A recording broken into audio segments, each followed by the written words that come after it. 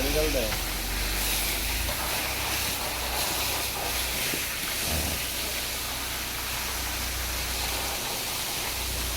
मच्छी है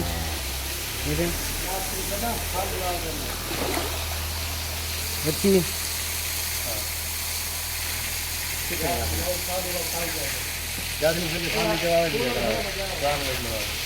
कितने यात्री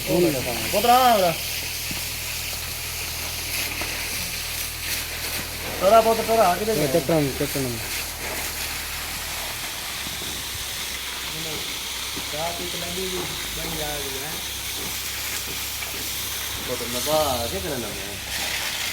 पक्का मिले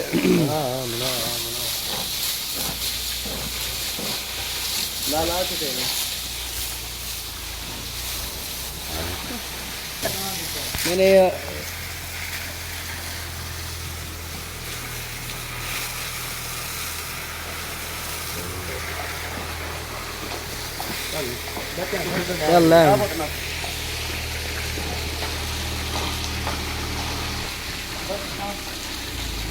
चल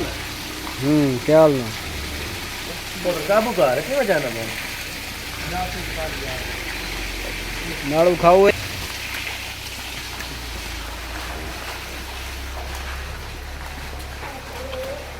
पैर उतर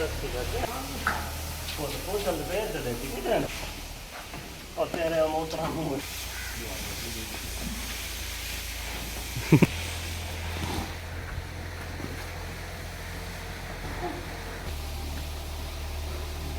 लेना है बेटा बात तो ठीक है तो ना काम नहीं चला थोड़ा पैसे चाहिए ना